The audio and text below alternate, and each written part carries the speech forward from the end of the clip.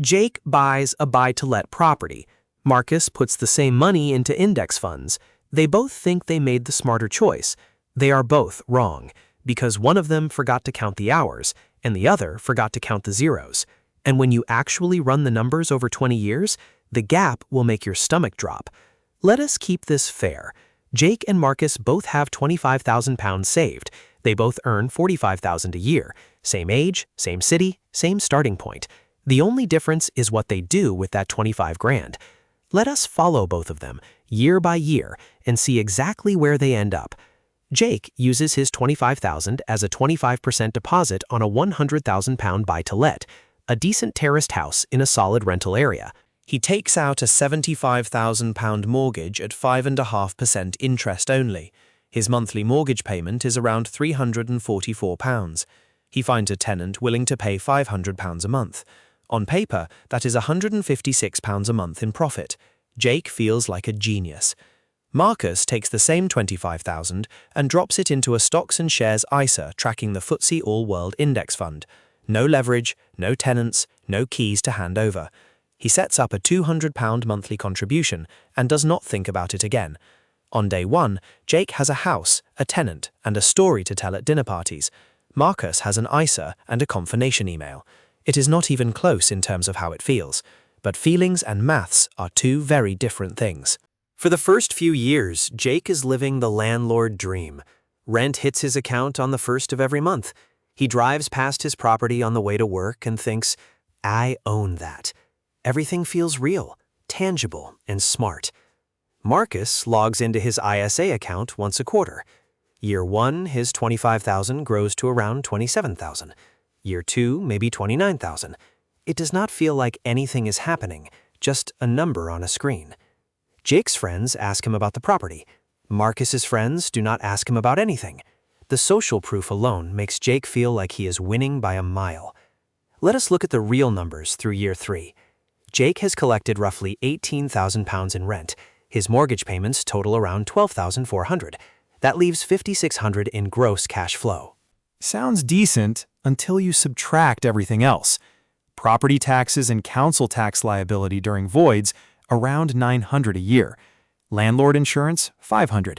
He has already replaced a boiler for $2,200, dealt with a leaking pipe for $600, and lost 1 month of rent between tenants, £500 gone.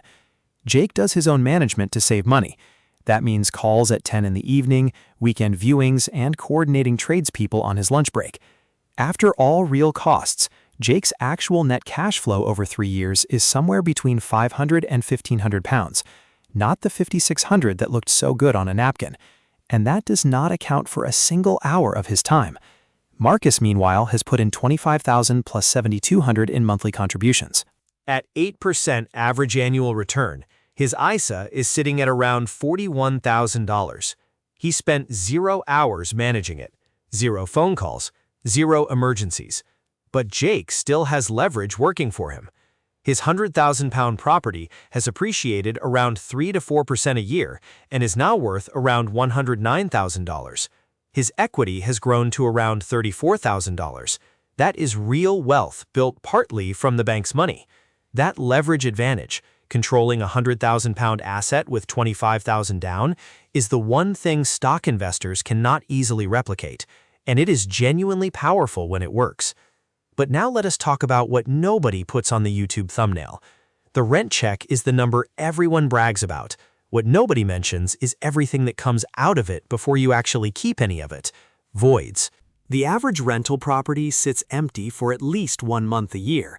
That is £500 of lost income, plus a full mortgage payment, cleaning costs, and your time relisting and screening tenants.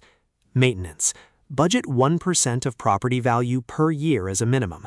On a £100,000 house, that is £1,000 annually. Some years it is a £200 tap fix. Other years it is a £4,000 boiler and a damp problem you did not see coming. Capital expenditures. Boilers last 10 to 15 years. Roofs need work every 20 to 25.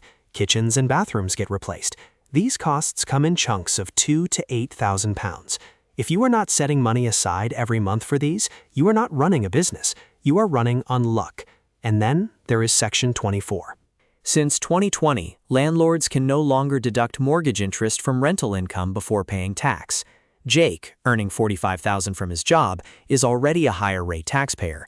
He pays 40% tax on the gross £500 of monthly rent, £200 a month straight to HMRC. That £200 a month in extra tax completely wipes out any cash flow advantage. Jake is now paying out of his own pocket every single month just to hold this property. Not in a bad year, in an average year. And that is before the entry costs he paid on day one.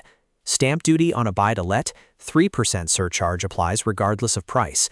On a £100,000 property, that is £3,000 owed to HMRC before he had a single tenant, plus $1,500 in legal fees, plus $500 for a survey. $5,000 gone on day one. By year 5, Jake is deep in the reality of being a landlord. He is on his third tenant, he has replaced the boiler, dealt with a leak, and had the property empty for 6 weeks during a difficult void period. He has raised rent to $550, which helps, but his mortgage rate has also been reviewed upward. His actual cash-on-cash return, the money he keeps relative to the money he put in, is around 2 to 3% after all real costs. Not terrible, but not the landlord dream he pictured. Marcus is still doing absolutely nothing. His ISA has grown from $25,000 to roughly $82,000 by year 7, including his monthly contributions. He did not pick stocks, he did not time the market, he just did not touch it. The compound growth is starting to accelerate. The gains on his gains are now generating more new wealth each year than his original contributions ever did. This is the part nobody visualizes properly when they compare the two paths. By year 10, Jake's property is worth around £141,000. His remaining mortgage, still $75,000 on interest only, gives him equity of $66,000. Over 10 years after every real cost, Jake has probably paid in another £15,000 to £20,000 above his original deposit. Marcus's ISA, with consistent £200 monthly contributions at 8% average annual return, is sitting at around £118,000. He put in $25,000 upfront, plus $24,000 in contributions, $49,000 total. The rest is pure compound growth.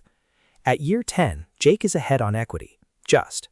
But Jake also spent hundreds of hours managing the property, took on $75,000 in debt, and concentrated his entire investment in a single asset on a single street. Marcus diversified across thousands of companies globally and never lost a night of sleep. This is where the two paths fully separate. Between year 10 and year 20, compound interest does something astonishing. Marcus's curve bends sharply upward. The maths changes gear. By year 20, Jake's property is worth around £199,000. His equity, mortgage still outstanding at $75,000, is $124,000. He has been collecting rent the entire time, but after 20 years of maintenance, Section 24 tax bills, void periods, one major renovation, and rising insurance costs, his total net cash flow profit above what he spec'd is somewhere between £10,000 and £25,000. Lower than almost everyone expects. And then Jake decides to sell. Capital gains tax arrives. The gain on the property, £99,000 above his purchase price, is taxed at 24% above the £3,000 allowance. That is around £23,000 owed to HMRC in the year he sells. Jake's net position after CGT, around £101,000 in equity, plus maybe $20,000 in net rental profit over 20 years. Total, roughly $120,000, from $25,000 invested, plus another $30,000 in costs over 2 decades. Marcus's ISA at year 20, with £200 monthly contributions at 8% average annual return, is sitting at around £245,000. Tax owed? 0. Full liquidity. Could sell in minutes if needed. $245,000 versus $120,000. Marcus has more than doubled Jake's net position, without a single phone call to a plumber, without a single tenant dispute, without a single penny paid to HMRC on the way out. If I only showed you the downsides of property, I would be doing what every stocks influencer does. Stocks carry real risks that people love to gloss over. Volatility is brutal. In 2008, the global stock market fell around 40%. In March 2020, the S&P 500 dropped 34% in 33 days. If Marcus had $100,000 in his ISA and watched it fall to $60,000 in a few weeks, that is not a number on a screen. That is genuinely gut-wrenching. And the data is clear. Most retail investors panic sell during crashes and buy back in after the recovery, locking in losses at exactly the worst time. Staying invested is psychologically harder than it sounds. There is no monthly cash flow. Unlike a rental property, index funds do not send you a monthly check. Dividends inside the FTSE All-World yield maybe 1.5% to 2%. On a 100,000-pound ISA, that is around 150 to 200 pounds a month. It is not replacing anyone's income. And there is no leverage. Marcus used $25,000 to control $25,000 in assets. Jake used $25,000 to control $100,000. That 4-to-1 leverage is powerful when property values rise. And it is the main reason property creates more paper millionaires than the stock market in many surveys. Property wins in specific, identifiable situations. If you are a basic rate taxpayer and Section 24 does not push you into the higher rate band, your net cash flow maths look considerably better than Jake's scenario. If you buy through a limited company, mortgage interest remains deductible as a business expense. Section 24 does not apply. For professional landlords with the right structure, the numbers change dramatically. If you are house hacking, living in one unit and renting the others, you can reduce your own housing costs to near zero while building equity. The stock market simply cannot do that. And if your mortgage rate is locked in below 3%, which was possible before 2022, the cash flow maths look completely different from today's 5.5% environment. Property is not a bad investment. It is a misunderstood one. And the conditions under which it outperforms have changed significantly since 2020. Jake and Marcus both made their decision thinking they were making the smart play. Jake thought property was the proven path. Marcus thought the market would do the work. Neither of them ran the full numbers before committing. The real trap is not property. It is not stocks. It is picking either one based on what your parents did, what a podcast said, or what someone at a barbecue told you, without ever sitting down and doing the actual maths for your own situation. And the next time someone tells you property always wins, or stocks always win, ask them one question. Did you include everything?